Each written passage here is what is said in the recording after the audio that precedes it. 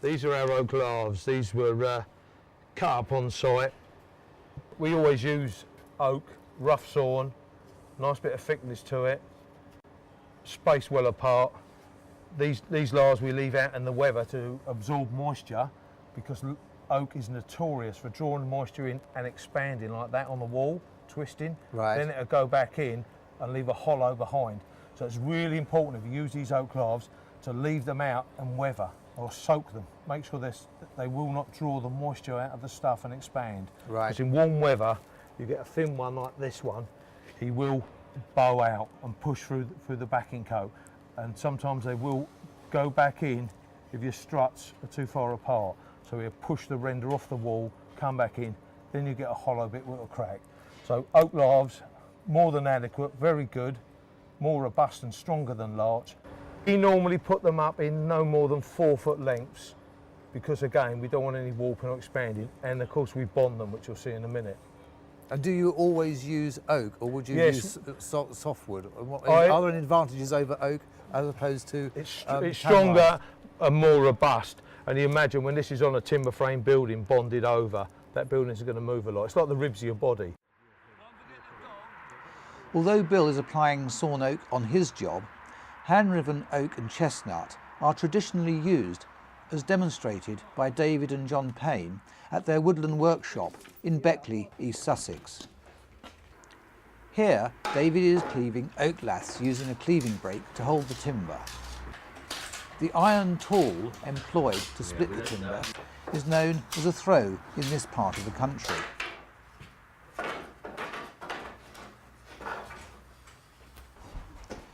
During cleaving, the split may run out, and the skill is in controlling and turning the timber with the other hand to maintain an even thickness of lath, as John Payne shows here cleaving chestnut.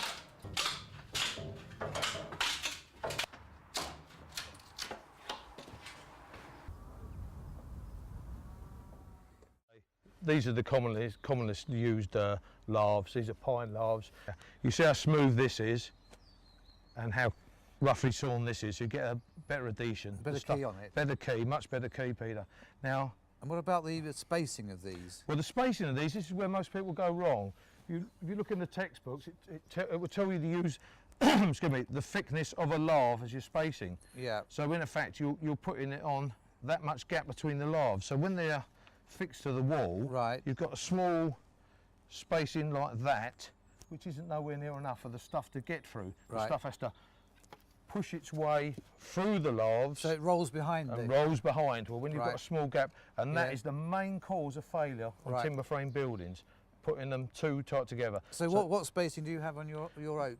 We put at least ½ an inch, something like that. Too big is as bad as too small. Yeah. But we've found that is more than adequate. That is fine.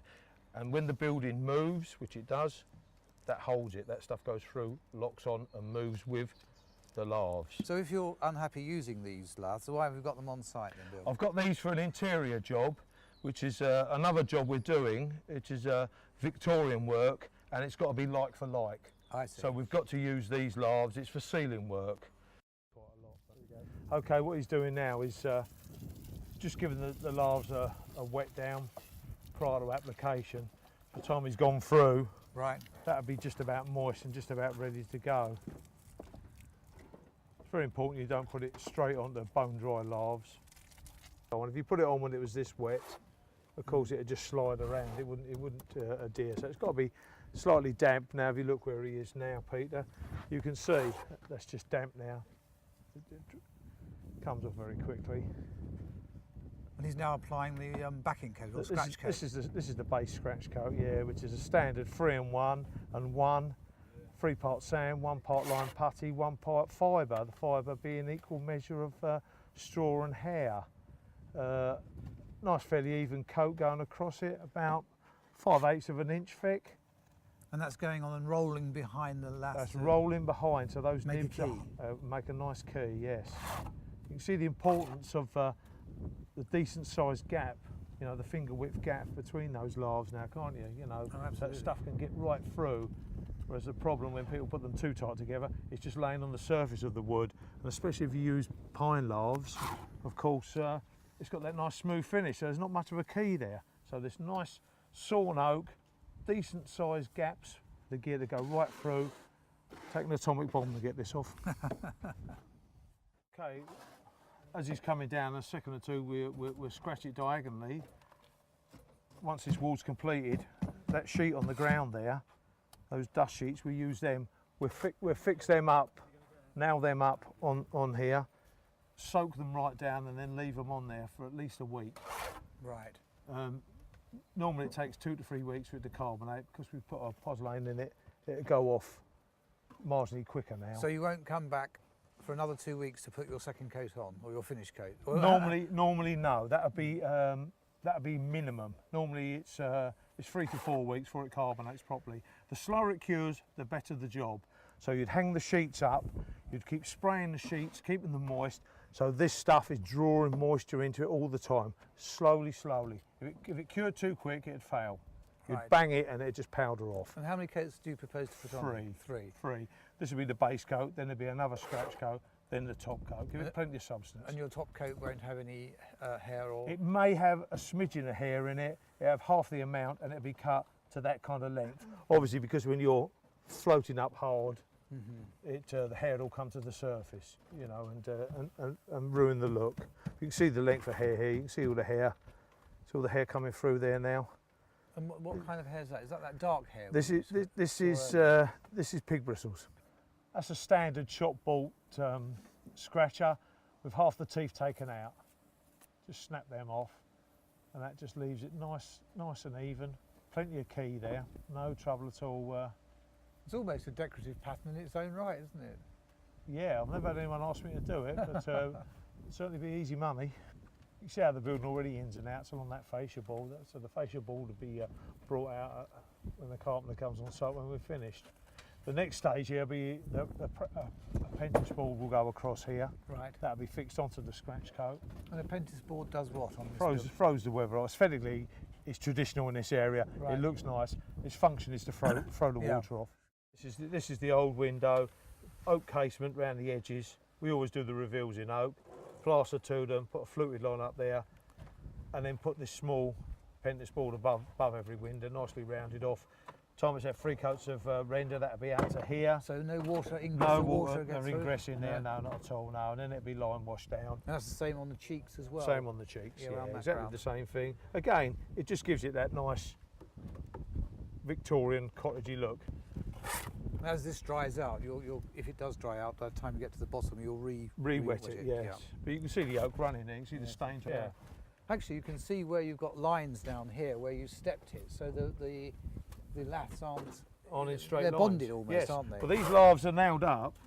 Every 10 laths we cross over and bond it. So you've got 10, then it's crossed over. 10, 10. So you get no straight joints, because once the cement's taken off an old timber frame building, you get the line back on, air gets through, the timbers start to pull themselves back into position, and of course, if the laths went in a straight line there, you get these horrendous cracks up it. So bond it over, so gives it strength and stops it cracking. And you've obviously got a finger width there, and these have been not nailed, I noticed, but you've got staples here. They're fixed. They're stainless steel nails fixed on with an air-powered staple gun. We use them all the time now.